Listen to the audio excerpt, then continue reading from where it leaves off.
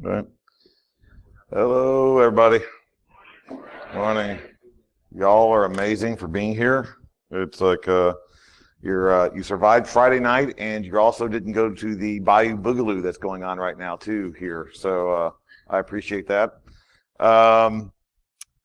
This is my standard disclaimer when I'm doing offensive talks, but this is more like a rant offensive talk. But just remember when I talk about the bad stories and the people that I've robbed in this, it's like it was with a contract. Okay, so I'm adorable. Remember the kittens. It's like I didn't try to hack anybody or steal from them unless they paid me first. So there's always a contract. This is the title of the talk. I pwn thee not. Basically, the theme of it is, I'm going to tell you some of the things that piss me off when I'm trying to rob someone. It's like, and the things that I love when I'm trying to rob someone. It's like, so the things that they do right and the things that they do wrong. And then a little bit more at the end about what we can do about it. So if you don't know anything about me, this is the least important slide of the deck. You can go search for other stuff, but just know that it's like there's me in the upper left robbing a bank in Beirut for National Geographic, being on the news, but most important, none of that matters except for the lower left-hand corner. Those are actual stills of me robbing people and stealing computer equipment from behind a bank teller line, because that's what I do. It's like I like to help secure people by educating them on flaws in their systems, and the best way to show that is by robbing them. So it's an effective procedure actually. So it's like it works. So let's go in a little bit more. But what I do not do is I do not do advanced techniques. I do not do the cool. I mean, you're going to see probably right after this talk. It's like, people talk about all their ninja skills and their elite red teaming hacking abilities and how they go in and do all these that's awesome. Okay. It's like, and that's really great. And you go and you see talks at conferences where people are talking about, I did this vulnerability in this buffer overflow in this one process. It's like, in this obscure system, it's like, voila. And I'm like, that's awesome. I spend less than 2 hours on Google and I walk in the front door without never being in there before, and I steal everything. So not very technical. It's like, but it works. It's like, and when we go and we get to our clients and we tell our clients that it's like, these are all the process. And this is what I've learned over the years. It's like, we tell them that we've done all these really cool elite ninja skill things, and they go, oh, that's awesome. Because I was worried about we'd have to change something. But you're like this elite ninja person. I don't have to worry about you. You're not my threat model. It's like, so, okay, we don't have to change anything. We just lost. I mean, of course we were going to lose. You were like awesome. So I realized that's not a good way to approach it to upper management. So what I do is I do it the opposite. I go, look, mother, I just walked in looking like this. I've broken into a server room before with a shirt that said hacker on it, and they let me in. That's a problem. It's like, stop trying to act and go like, oh, well, we can. No, your threat model is a guy walking off the street, never being in your building in a country that they've never been in before, and getting into your server room. That's an issue that you now have to resolve because that's what I did. So it's like, fix those things. Fix the people issues. Fix how the users are approaching it. Fix how your environment is and what you think is secure. There is nothing. The least secured that I've ever seen something is not people that have no sense of security. It's the people that have the false sense of security. That's the most least secure thing. It's like, because they feel like they're protected. I was able to get into a building right across the street from Ground Zero, the financial center. It's like in downtown Manhattan, and it was like guards everywhere. It's like up in the elevator. I was upstairs. Bypassed all that, got upstairs into the upper floors, and I had free range of everything. Because everybody's like, well, he made it up here, he has to be okay. I was not okay. It's like, there was nothing okay about that whole situation. It's like, so that's what happens. So we talk about all this other stuff, but literally that's what's getting your users. That lower right corner, that's what your users are falling for. It's like, it doesn't have to be obscure. It doesn't have to be advanced or some kind advanced persistent technique.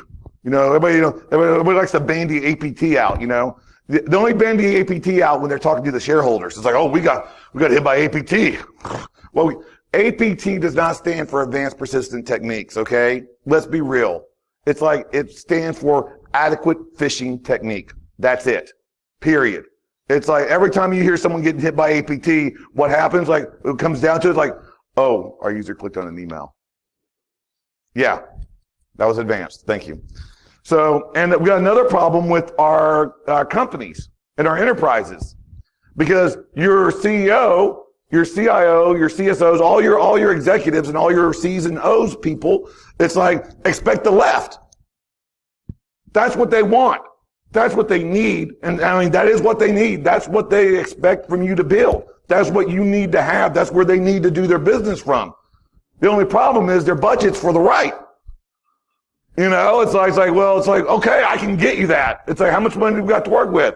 Oh, 4 bricks, some hay, and a mule. Okay, yeah, we'll try to make that work. It's like, that's what you're given. But one of the things that you're not putting into the equation, we keep looking about the budget for our blinky boxes. We keep looking for the budget for that new WAF or that new IDS or IPS or any other letters and numbers. And it's like, some of the new blinky boxes have blue lights instead of red lights, which is way cooler. It's like, that's awesome. And that costs lots of money. And we're like, okay, we got to put all that. What about the people? How much money do we need for that? How much money do you need to actually educate your users? Why don't you say, like, putting that next blinky box in, it's like, sorry for all the blinky box vendors here. It's like, instead of putting that next blinky box in, why don't you actually use some of that budget to educate your users right off the bat on how to do security awareness, on how to be aware of what's going on? Because one of the first things that I love on an engagement, that I love to do, is attack the users. I love that. I remember the kittens, but I love going after the users because they don't expect that. They don't feel empowered to do that. It's like, I was on a location this year, it's like in January, and they had told me that it's like, and there was a lot of pressure. It was like, no one had gotten into this building before. I was like, well, crap. It's like, what am I going to do now, right? And the reason why was they were always going through all the lobbies. It turns out that all the attackers were going. I did not go through the lobby, try to bypass all that. It's like, I got a valid visitor's badge from the downstairs lobby, and then I used the shoe shine guy to get me into the back area, to the loading dock area, so I could go up the freight elevator.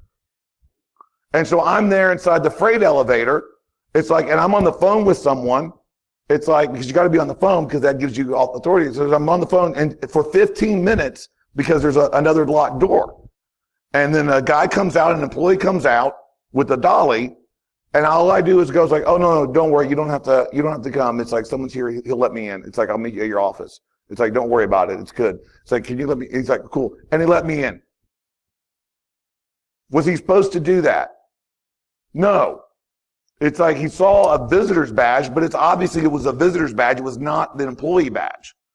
But he made the assumption he wasn't empowered to actually stop me from doing it because I was taking the authority of just going in.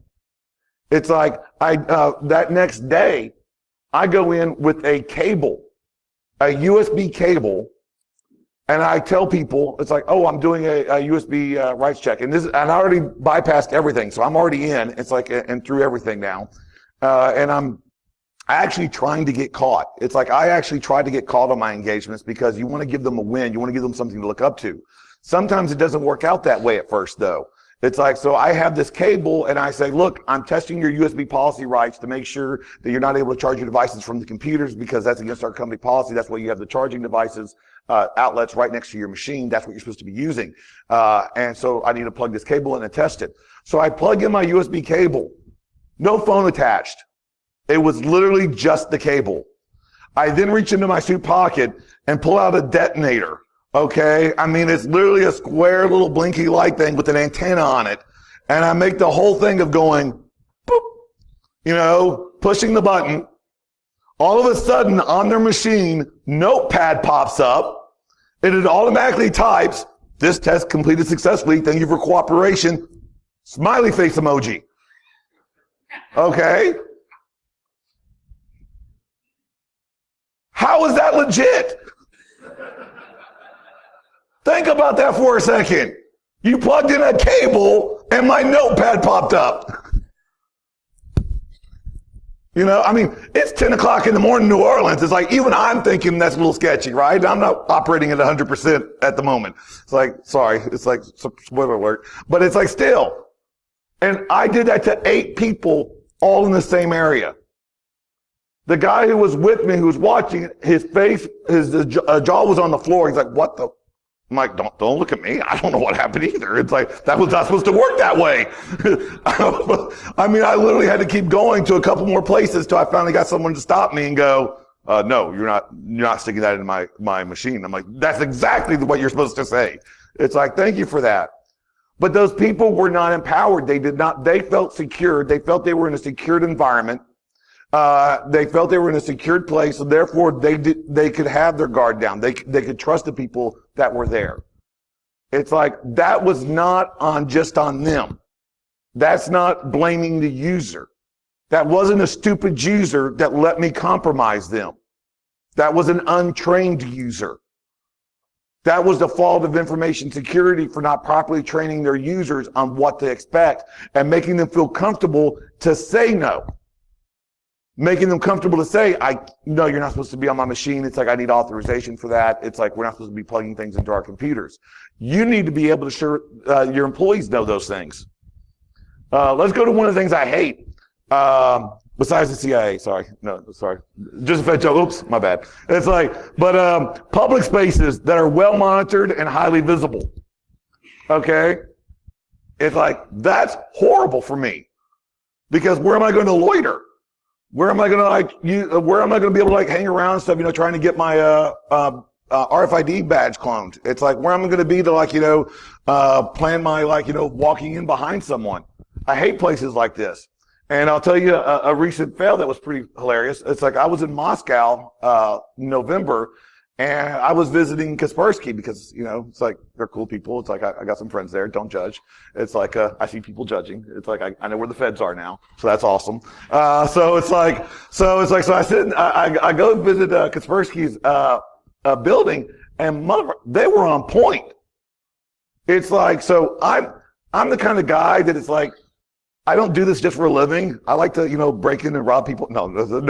I mean, I like to think about breaking into places and robbing them. It's like, just that's how I work. That's when I'm like, oh yeah, they should have put a camera right there. There should be a door. So when I was visiting there, and it's like, I got a reputation to protect. So it's like, so I was going to just loiter around, see what I could find. It's just see what I could look around, no. It's like, I get down and I get into this lobby and it's like full open and there's like security and it's like, and I sit down on the couch. I mean, they provided a couch. I thought that was for sitting, right? No. It's like, as soon as I sit down on the couch, this guy, probably, I'm pretty sure his name's Ivan or something, it's like, hello, how can I help you? I don't know how to do Russian accent. It's like, and I'm like, I'm here to see some people here. Then please come with me. And I'm like, okay. It's like, it's like, he was not very polite, very, very non-threatening. Well, at least in his attitudes. It's like his presence was threatening, okay? But it's like, at least his attitude, it's like they give him like it was like he was wearing dark black pants and it's like in a black shirt that was 3 sizes too small, or his muscles were 4 times too big. I don't know which, but it's like, so he didn't have to really, be that intimidating in person. He was just like, he was existing. So that was enough. And so I was like, please come with me. And I'm like, so I go to the front desk and I register with a passport. They verify someone's there, and then I can go sit on the couch. Couch is only for verified visitors, I found out. But that whole lobby area there was no place I could go without being detected by one of the 2 security people. It's like, and as soon as I went in, I mean, I do look sketchy AF most of the time anyway, so it's like, I'm sure that didn't help my presence. But as soon as I walked through that door, they were like right there, beamed on me like, okay, I see you. It's like, and that's how your lobbies are supposed to be. It's like when I broke into that other building, on the second day, what I did was I took a copy of the visitor's badge, and all I did was, from that picture, printed that out on a piece of paper, not their thick card stock or anything. It was literally just a piece of paper that was then cut out to match the size of the badge. It's like, and had my name on it and the next day's date. It's like, and the same number system and everything else as the other badge. And so I literally just went up the escalators up to the second floor where the bathroom was, because I found that out on the first day. And then I come back down the escalators. So now I'm coming from a position of not coming in from the outside. I'm coming from somewhere on the inside. And I just walked right by the guards going, oh, yep, here's the badge. You know, it's like without being without them understanding. So it's like, because they weren't paying attention. They were just letting anybody go. They weren't being active. They weren't like actively looking or trying to like make an ingress point for visitors. And that's what let me do that. It's like, but because personally, it's like, no, they monitored, they let you know, I see you, you need to verify. It's like, and they'll go ask you if you just loiter. So one of the things I do love, of course, and every attacker loves, is a total lack of egress filtering or monitoring. And if you ever want to talk about security theater, you have to actually include the TSA, because I mean, that's part of their job. I mean, I do have a hate relationship, but don't worry. It's like, trust me, from some of the cop, freedom fondles I've gotten, they hate me too. But that's one of our problems, is that these guys are not, they said, what was it? 70% of the mock weapons made it through their inspection. But motherfucker, no 4-ounce bottle of toothpaste ever did it? They'll get you on the floor, you try with that 6-ounce, okay? Trust me. It's like, you know, that's a national threat right there.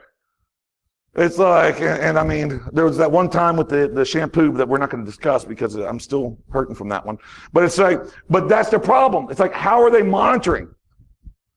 Are you monitoring what data leaves your network? Sony, sorry to pick on Sony, but I mean, everybody else did, it seems like, allowed 1.3 terabytes of data to leave their network headed towards South America. And not like Paraguay, which usually is where all that data goes, I guess, but it's like somewhere else, somewhere unusual, for them. Are you going to miss 1.3 terabytes of data leaving your network and not go, that's strange? It's like, the whole catalog for all the different movies that we ever made, seem to be leaving our network. Make sure we got the bandwidth for that. You know, it's like, make sure we get we open up that pipeline. It's like, you know, no one questioned why that data was being exfiltrated. I have one of my payloads that I do and I test on my rubber ducky, and it's very simple. What it does is it opens up Telnet, and it telnets to, tal.blinkylights.nl, and it runs ASCII Star Wars. Why is your guy in accounting having Telnet access to Amsterdam? Why? And if you do allow Telnet access to Amsterdam, why aren't you at his desk within 5 minutes going, what are you doing? I did have one engagement where someone did actually do that. It's like I was going to the server and it was from an assistant from the CFO, and they were monitoring bandwidth. It's like they did do a good job of that. I mean, I got them another way, but they still got that. They caught that. They detected that. You have to monitor what's leaving your network. You have to block what's leaving your network. The worst rule in any firewall is any kind of any rule. That's always going to end badly for you at some point. It's like every firewall rule should be delivered with a policy or procedure that corresponds with it. It should not be just for ease of access. It's like you have to make sure that your egress is monitored just as your ingress. Because trust me, it's like I am never coming from the outside of your network. The call's always coming from inside, okay? And it's me. So prepare for that and protect against those outbound calls. But man, one of the things I hate, dual factor author, I can't even say it right. It's still too early for me. It's like, it's like too bad. It's like, I hate multi-factor authentication. I hate that, especially when it comes to doors. Oh my gosh, there was this one engagement I thought was awesome. It was like a really cool, I got in, I was like all great, everything was going well. You know what those ingrates did? They put access doors within inside the company. What the? I'm all like, I've got in, I'm like all good, and I'm walking around, and I'm like, oh, I gotta act like I'm cool now, because it's like, I don't have a way to get out of this area. It's like, there's a whole range of cubicles, and it's like, eventually someone's gonna notice, like, have you noticed that guy? He's been here for like an hour? It's like, that's gonna be odd. So that slows an attacker down. It's like, the whole freaking floor was a man trap. I did not appreciate that. It's like, that was not cool. It's like, it was cool, but but not cool at the time. Okay. It wasn't until I stole a lady's badge off her desk that I was able to get access into the rest of the area. But it took a time. Okay. It took some time. Okay. So that helps. It's like you have people that are having problems locking their workstation. It's like, are you using a different multi-factor authentication for some of the apps that they have access to? It's like, why are you letting it just be wide open? It's like, so have multi-factor authentication on some of your devices. Like have to be in banks, they have a USB token, or they have a key fob, or they have something to show that they just can't let the stuff go through. Yes, most of the times you see the USB key right next to the laptop, and that makes you cry, and that's why we drink. But still, it's like, it's something. It's still something that you can use and something that can help. The other thing is not following established procedures. That has gotten me into more places and helped me, get data than anything else. Not following the established procedures of saying, if you see this person, do this. If someone asks for this, do this. This is a great story. 2 civilians somehow breached an Air Force base and were found only when one of them told the airman she'd been kidnapped. In Las Vegas. This was just like last year, I believe. It's like, literally, they drove onto the air base. The guy, we're not saying this guy's a Nobel Prize winner or anything, or in the thinking department, but still, it's like drove onto an Air Force base trying to escape whatever he was trying to escape, got onto the airport and then got lost and was driving around. And finally the lady was able to separate and tell some guards that she was kidnapped. And they were like, how did you get here? It's like, there was a failing of procedure we can all agree on that occurred at some point that allowed that to happen. During the Cold War, a Russian agent drove onto a base, an Air Force, sorry to pick on the Air Force people in here, okay, but come on. It's like, drove onto an Air Force base in Germany. He stole a missile. He put a tarp over it in a wheelbarrow after he detached it from the plane. Wheelbarrowed it to his Mercedes. We are in Germany after all.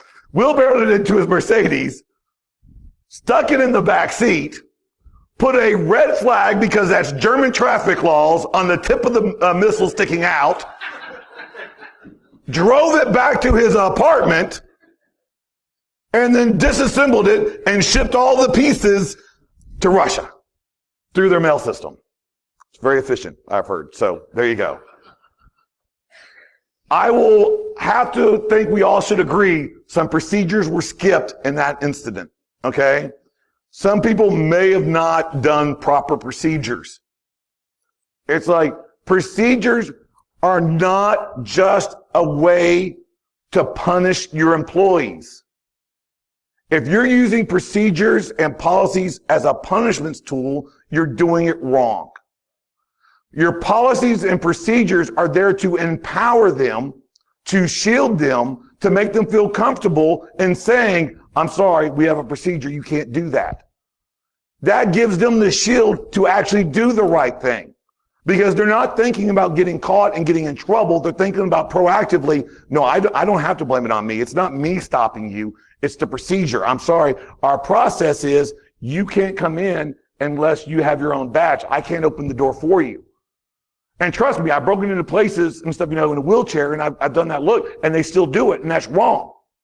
Don't look at me. Remember the kittens, remember? It's like I'm a bad guy. I'm doing bad things. So it's like, so you do that, and you have that procedure to rely on, saying, oh, I would like to let you in, but we have the process. Everybody here in the South being all polite and going, oh, sure. It's like, I've broken into buildings before. It's like where I've seen the man traps and all the security, and I just waited to the back, and I just waited to tie my shoe, and when the lady came by, I opened the door for her like a gentleman. It's like, and I just walked in right behind her. It's like, so, I mean, that works. So what's the whole point of all this, besides telling funny stories and trying to amuse you? Well, Jason, basically, that's all we were expecting. So, so hopefully I've accomplished that part, okay? But now let's get to the other part. What do you tell your employees? It's like, these are some slides I want you to steal and some topics I want you to steal. It's like, I'm telling your new employees when you do new hire orientation, when you talk to your executives, when you talk to your IT department, these are some of the things. What kind of threats are you looking for? Everybody talks about insider threat like they're looking for a bad guy, like they're looking for someone who's doing something wrong. It's like, it's not always malicious. Your insider threat is never going to always be a malicious attacker. Sometimes it's just Susie in accounting who clicked on a link and didn't realize it, and now their machine is being used as a callback station, and that's where they're getting privilege escalation from because she clicked the link. That doesn't make her the bad guy. It's like, the other example here, it's like we all know about Robert Guy. It's like, but look on the right, 14 million check bags passed through TSA hands during the Thanksgiving holiday weekend. That was a really good story that was in the international press. What was the problem with that story? Someone in TSA, in their infinite wisdom, decided to leak all the pictures of all the keys and their filings onto the internet. How many people have a copy of the 3D printed Johnny Xmas keys that he 3D printed and created files for? Okay, good. It's like, well, I know you guys back there have it. So it's like, yeah. So all those keys, and when asked and tried to be held accountable for the leaking of those keys, the government response was, well, we didn't care really that much about security. It's not that big of a deal. It's just the keys to the luggage. It's like, it's not really our problem. This is the same government looking for the keys for your cryptography on your phones. If they handle the keys like that, that's why I have a problem with them getting my iPhone crypto key. Okay? It's like, so you have to worry about mistakes. Mistakes can be just as damaging as a dedicated insider.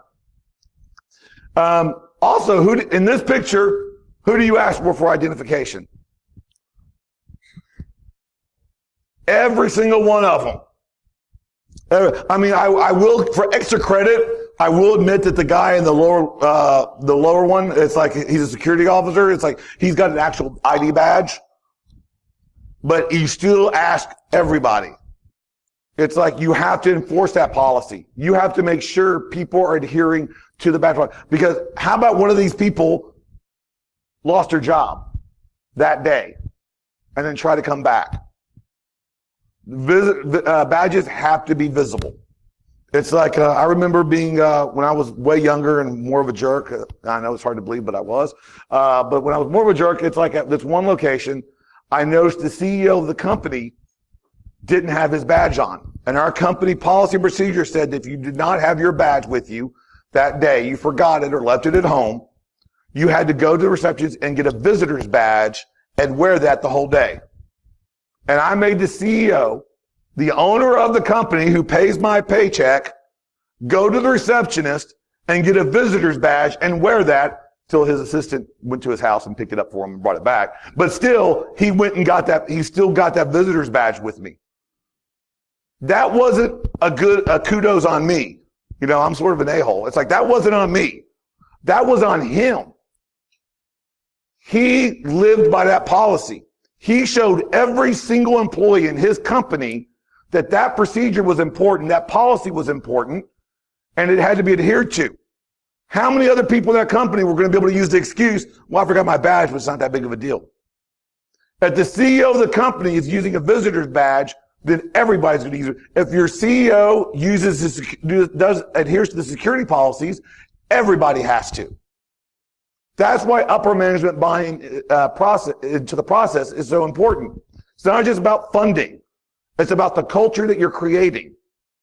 Your executives have to show that they live by the same security procedures and policies that everybody lives through. It's like, and if you can't make it suitable and you can't make it palatable for the executives, then how do you expect the other employees to live by them? You've got to dictate and you've got to make those policies for everybody, not for exclusions. What about passwords? What do your employees think a password manager is? Most think it's underneath the keyboard for some reason. When did that become a thing? I've hardly ever been in one company that I've broken into that I have not been able to look up under a keyboard and see a password. I mean, somewhere in the dawn of time, someone thought, I need a secure place to store this. This is my password to all my bank. Oh, under the keyboard. No one's going to look there. It's like the mat in front of the door, right? No one ever looks there. It's like, and everybody's going like, well, it's too blasé, of course, and all the movies are under the mat. No one's going to look there. Exactly. Everybody's going to think it's so obvious they're never going to look there. We always look there. That's why it's in the movies. Okay? So you got to understand those things. It's like you've got to make sure that it's like your people know how to do proper password policies. It's like, how many people in your company know that the space bar is a valid login character for your Windows network? The space bar. That is one of the most important keys on that keyboard. Because why? Because who has effing time to remember upper, lowercase, special character, my astrological sign? It's like in DNA sample. No, that's not a good password. You know why? Because that means people write them down because it's too complicated. And they put it under their keyboard. See the vicious circle that we just went to? It's like horrible, right? So what we need to do is actually understand that we need to show them how to make better passwords and use password managers. Show them the alternatives, not just 8 characters, special characters, and numbers. It's like one of the things that we need to do is we need to get to the point where they understand what passphrases are. Tell them to write down their favorite movie quote or music lyric and type that all out with proper grammar, with proper, and maybe shifting one vowel to a number. And then instead of having an 8-character special upper lowercase password, they have a 30-character passphrase that is easier for them to remember, and they can write out fluidly because they're using the space bar, they're using the actual typing method. It's like, that's more natural. That's what we got to get our users going to. Getting them to do it more naturally so they keep doing it. We keep making our policies and procedures so unnatural and counterintuitive to the rest of their business process, and then we have this whole shocked face when the breach happens. It's like we're all like surprised that they didn't follow the process. It's like, what do you mean you didn't turn 3 degrees counterclockwise and turn to the left and make sure no one was looking and stuff when you entered why did you not do that? That's easy. So you have to give them that. You have to educate them on those things. How many people here have stalked your coworkers on social media? Now, how many people have done it for business? Look at all those hands go down. Sorry, I should have said that first part. It's like first. No, it's like for business, you should be not stalking. That's a bad word. It's like you should be searching for your presence on social medias. I mean, if you want to get really depressed and stuff, to help with your future drinking tonight, go type in hashtag new badge or hashtag new job on Instagram. It's a little sad. Well, I mean, if you're a defender, if you're an attacker, it's like payday, woohoo! It's like these are all these templates. So it's like check those things. Look on social media, log out of your accounts, use a different browser even, and look at your social media presence of your company. Searching by your company's name on LinkedIn, on Twitter. It's like on Facebook. Seeing what the comments are, seeing what the people are writing, seeing what their privacy settings are. I was doing a social profile, media profile on a bank, and literally one of the bank employees had on their public profile, because it showed, it's like, do you want to add this person as a friend? And I'm like, they're never going to add me as a friend after this. It's like, but I was not a friend with them. And it had her address and her phone number public. Privacy settings weren't the greatest. I mean, they were perfect for Facebook, but for, normal people wasn't the best. It's like, and then you know what I did? Well, you know what the next slide was, right? A picture of her house. I'm not that creepy. I got it from Google Street View. Okay. Stop judging with the looks. Okay. It's like, but I had that picture. There's still bank employees getting kidnapped and held overnight so they can open up the next day still. And this person is that vulnerable. But they didn't realize the threat. They didn't realize Facebook equates to real life. They don't realize their social online presence can do kinetic damage.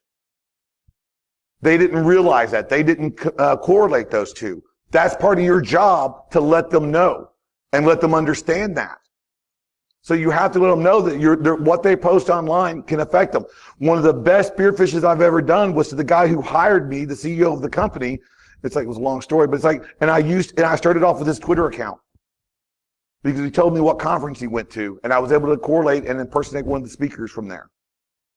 It's like that, it was that simple. So you have to let them know to be careful on how they post things and what they're posting. Because phishing is still the leading cause of compromise. But do your employees really care? Do they really equate that with a compromise?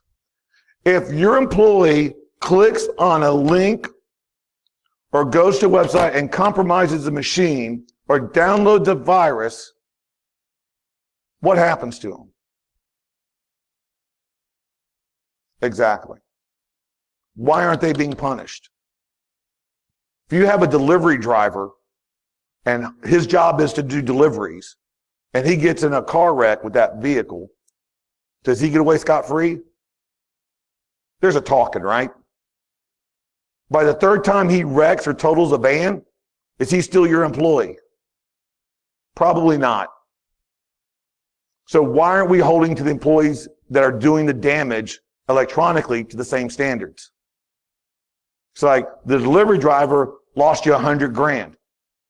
Your other employee lost you $100 million. If they don't start realizing there are real world risks to their job and the ability to feed and clothe their children, they are not going to take it seriously.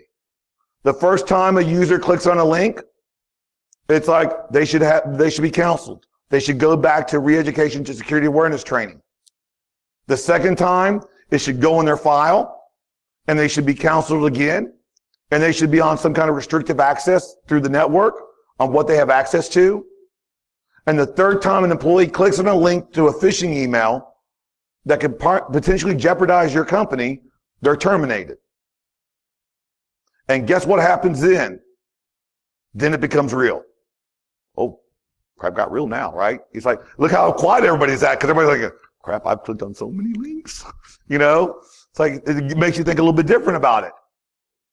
But that's what they need to understand, that there are real world consequences to what they do online, to that computer.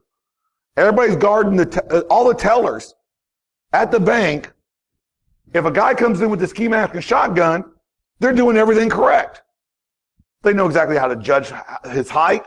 It's like by the way the door is. It's like they know what the height is because they usually have those little measuring things. They know how to comply. They know how to talk. They know how to do the silent alarm without getting detected. They know how to do all those things like clockwork because they are trained and expected and are told to uphold to those things.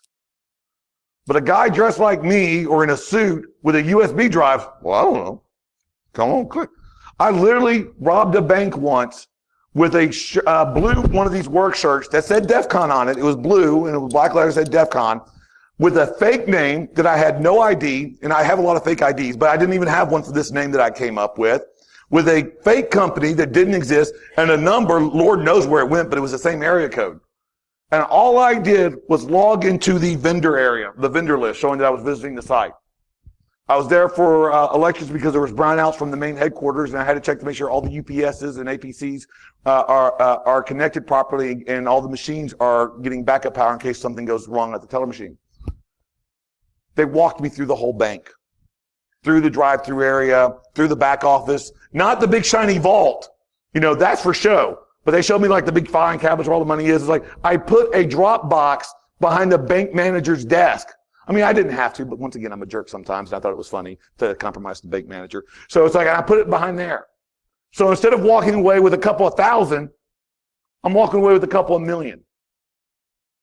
And I'm less likely to get shot. And if I get caught, it's white collar crime. So, I get the really cool prisons, right? It's like they got HBO. It's like, I can't miss the last season of Game of Thrones, right? That'd be horrible. So it's like, so that's the good thing. So it's like we have to show our employees to be aware of these kind of threats.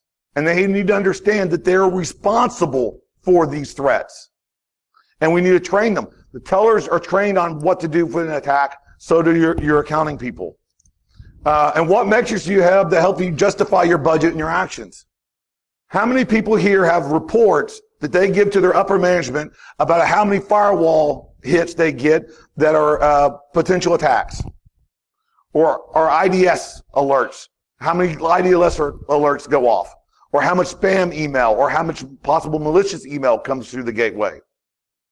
Everyone should have that.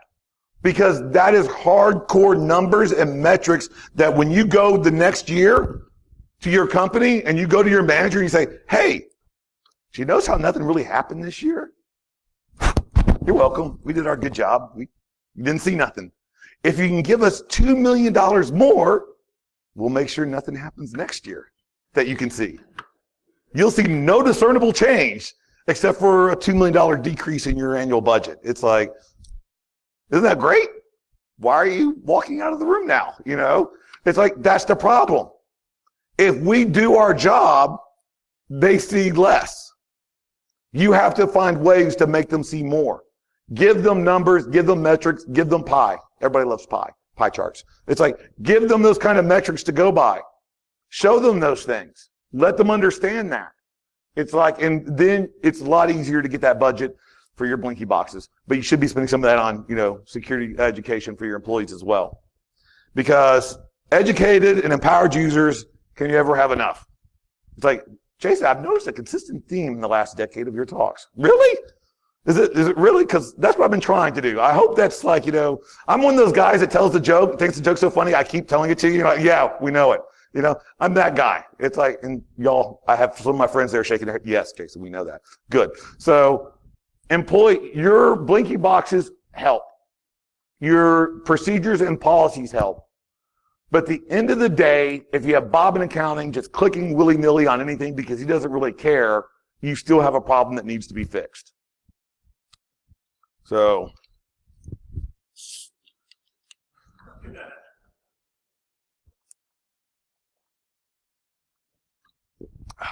oh, we're actually not opting for the silence. Okay, yes.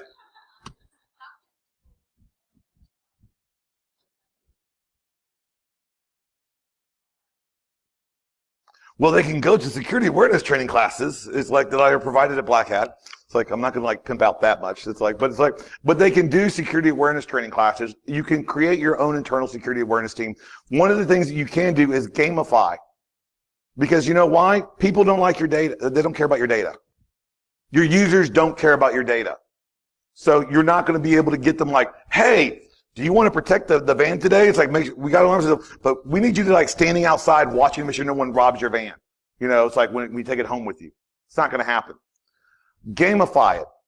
Say, hey, we're going to say, if you catch someone trying to do a tailgate, we'll give you one entry into a lottery. And every quarter of the year, we're going to do a drawing for a $1,000 Visa card, gift Visa card. $1,000 every quarter. So you have a fixed budget of $4,000 a year. And what you do is you go and you say, oh, you get that. And through the year, you're doing lunch and learns on how to secure their internal Wi-Fi, how to check their privacy settings on Facebook, how to see what their children are doing online with the Instagrams and the Snapchats and the TikToks and whatever else is going on right now with the cool filters, right? It's like, show them how to protect those things. Show them how to be more security conscious about Craigslist scams that they're seeing when they're on their home computers, or those robocalls they get. It's like, show them how to be protected against those. And guess what? They still don't care about your data, but they're more security conscious at home. They'll take that to work, and everybody wants to win. And if it's going to be just like reporting a suspicious email and that's going to give me an entry, well, guess what? I'm going to report that suspicious email. A friend of mine told me one time that they got a report about a suspicious email from a coworker reporting another coworker. They investigated it. They were in the midst of attack they had no clue about. The coworker's machine was already compromised. They had already gotten in. The attackers were trying to do a privilege escalation into the company and were sending out these emails to get someone to click on it so they could infect more machines and try to go elsewhere. When they asked the lady why she reported it, she was honest. Well, it looked sort of suspicious. I mean, not that suspicious. Okay. I wanted to get another entry and it didn't seem right, so I thought if I sent it, I could still get another entry into the drawing. That was it. She did not feel threatened. She did not feel that it was a security breach. She did not feel like her coworker was compromised. But, $1,000 is $1,000, people, It's like, and that's why it worked. She got a prize, by the way. It's like they gave her a special prize for that. She did save them like several millions of dollars, I'm sure. It's like, so you get a prize for that. So that's how that works. Any other questions? Yes. If it's free, it's like personal use. It's like, it's like there's LastPass. Like, you got ArcSight for corporate. It's like you got LastPass for off the top of my head. There's anyone. I'm not going to say use it, and yes, there's been vulnerabilities. It's like, saying, oh yeah, there's been a vulnerability. They fixed it and they found it and they're still using it. Everything's going to have vulnerabilities. It's like saying that like, oh, well, I don't know if you should use a password manager because it's like it's been compromised. Like, so taping it onto your monitors is better, right? It's like, no, it's like it's mitigating risk. We are never going to eliminate risk. Your job is never to eliminate risk. Your job is to mitigate as much risk as you can, offset what you can, and then tell the executives what they have to accept, and then make them make the decisions. Yes? Can you give some examples of two-factor physical like door authentication that you see that might be reasonably implementable? It mostly comes with just the key and the keypad. It's like, so the badge and key. You do the proxy card with the keypad. And it's like, and you do, and no one has the budget for the multi-card, but what you do is you change out the keys. It's like every quarter or something. It's like, you don't know how many buildings I've gotten in because, let's see, 1, 9, 7, and 3, all the ink is gone. All the other keys are pristine. I wonder what 4 digits I need to know to break into this place. So we went down from all these numerous times digits to 21 different guesses. And 21 guesses, I have time for 21 guesses, people, okay? It's like I'm getting in. It's like, so I see that in so many different times in so many different places in secured areas. It's like those worn off keys. So it's like, just make sure that it's a keypad and a card, and also make sure that you have someone monitoring it. One of the places that I see is like anytime you badge in, there is an actual human being looking at you and then looking at the picture on their screen. And it's not the little square picture. It's like it's actually a bigger size picture where they can say, okay, that's person. Okay, they match. It's like, cause trust me, it's like when you go in and I'm cloning, the receptionist or the CFO or the CEO's, card and they happen to be female. It's like I walk in, someone should notice something, there should be like, Susie's looking a little different today. It's like, it's like, I've never seen her in those jeans and t-shirt before. It's like, maybe I should do something about that. So there you go. So that's what you do. Yes. There's what? Any lawsuits if anybody gets fired? There's always lawsuits. This is America. I mean, it's one of our founding principles, right? It's like, I'm pretty sure. It's like, no, but it's like, it doesn't matter. It's established policy. There's people getting upset if they get fired for going to pornographic sites.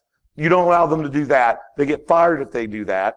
It's like, we're holding them up to the same standards of the security. You do not let employees, we did this is one thing that I've done at the old bank that I used to work at. We had a policy, it's like where you cannot leave your laptop unsecured when you take it out of the building. People were losing laptops all the time. You know what we did?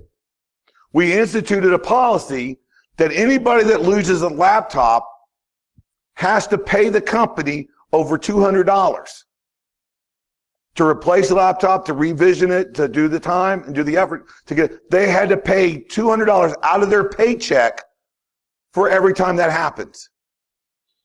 Guess how quickly and dramatically the lost laptops dropped? Because now they realize, oh, I'm now beholden to something. If you don't want them stealing a chunk of metal that I'm sure you have encrypted and they can't get any data off of, right? It's like, then why are we not getting upset when they're exposing the actual unencrypted data on their work machines? It's just that simple. They're doing damage to your company. We're not acknowledging that fact. Security is not the janitorial services. It's like, we're not just there to clean up the mess after it happens. We're there to prevent it. It's like, we're there to make sure that they understand the responsibilities for it. So it's like, they need to understand that as well. We need to convey that to them. And we're not doing a very good job at it. Yes.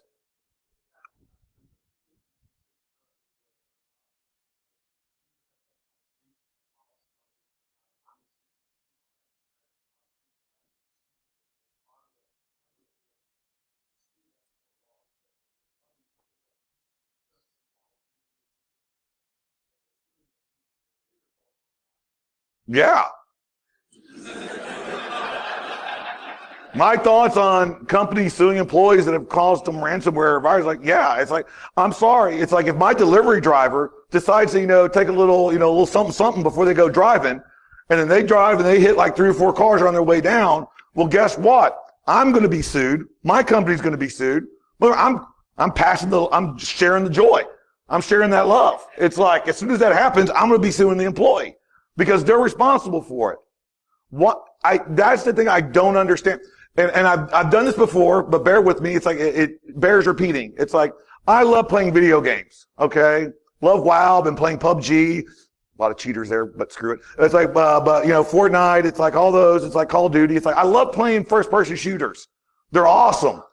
And I'm the worst player. You do not want me on your team. Cause I'm like, pew, pew, pew, America, pew, pew, pew. I'm just running and gunning. And you know what happens? I die a lot. But that's okay. I'm like, pew, pew, pew, boom. What? Respawn. Pew, pew, pew. There's been people I've played with that have been like, okay, we got a situation here. It's like, I know this map. It's like, I'm going to need 3 of us to go down here. It's like, and we need two snipers over on this side because they usually come. And I'm like, Leroy Jenkins. Pew, pew, pew. It's like, and they're getting me.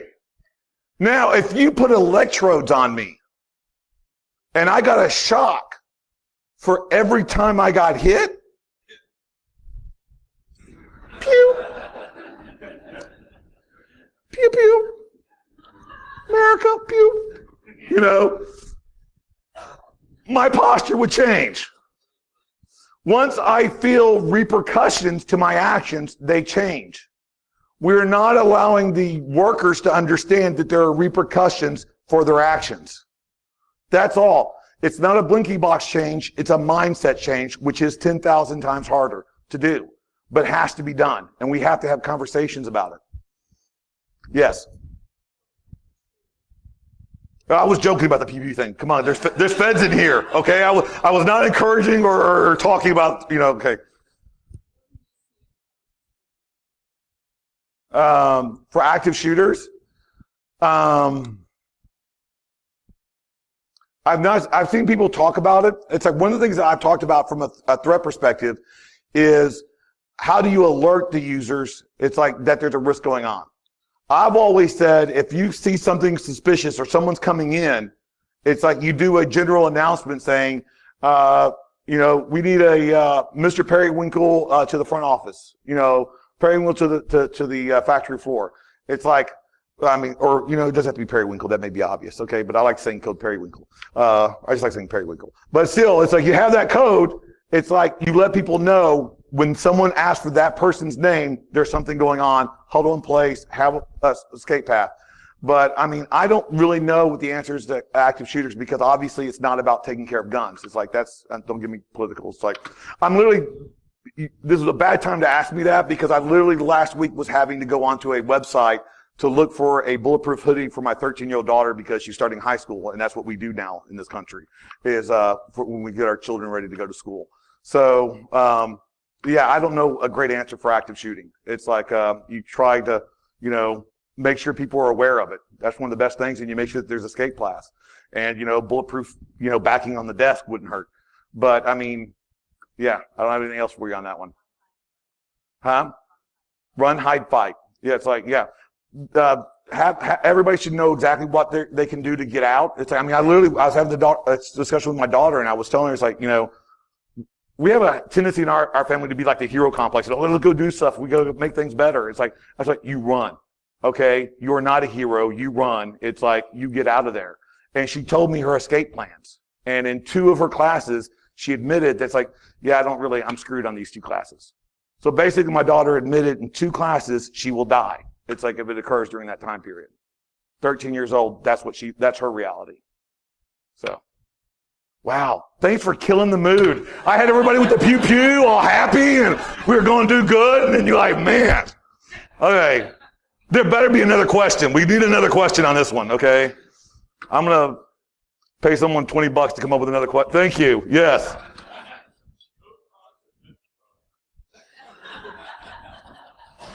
Like you have to ask. Now, was there another one? Yes.